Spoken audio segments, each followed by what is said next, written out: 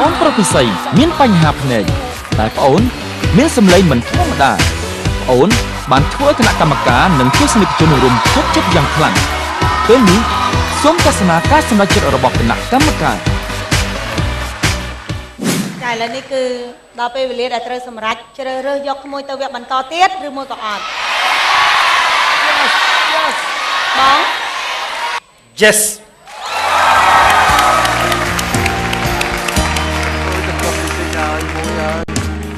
លោកតាទួតកុយជូនពរឲ្យកូនប្រុសភ្នែកនឹងឲ្យភ្លឺដូចពូដូចអ្នកទាំងអស់គ្នាអញ្ចឹងហើយយ៉ាចាត់មីងចង់ឲ្យឈ្មោះឃើញពិភពលោកដ៏ស្រស់ស្អាតរបស់យើង Yes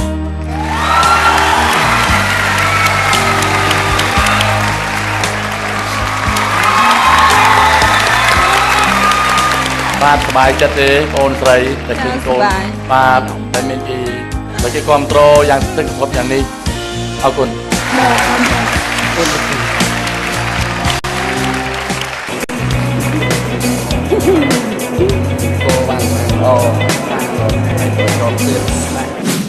ពេលនេះ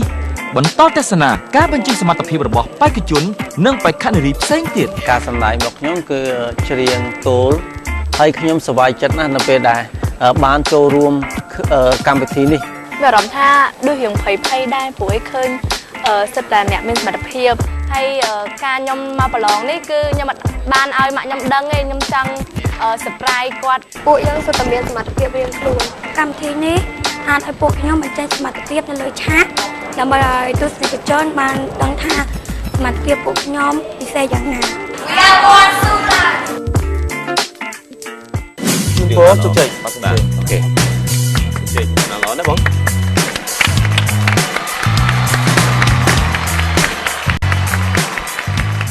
អត់ទោះបងឈ្មោះអី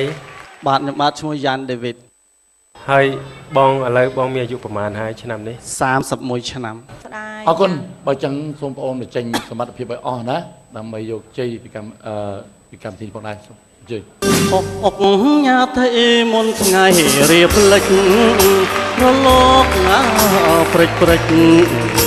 រំលេចទាំងស្ងៀបចាន់ចងបដូរវេនថ្ងៃសែនទន្ទាបចងកោះស្រងព្រៀបដោយសួនបផា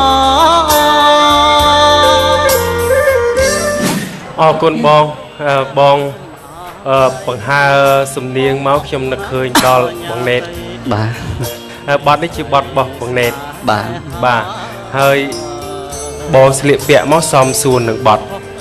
ហើយគ្រាន់តែជាងមកគឺយើងនឹកឃើញកោះអាញាតីអូនឃើញប៉ុន្តែពីការជាងមិនពិតប៉ុន្តែបងអូនចង់បង្ហាញនៅសមត្ថភាពរបស់បងអូនដែលមានបាទបើចឹងអូនព្យាយាមនឹងបានភាពជោគជ័យខាងមុខឥឡូវនេះក៏យើងដល់ពេលដែលពួកខ្ញុំសម្រេចចិត្តយ៉ា Yes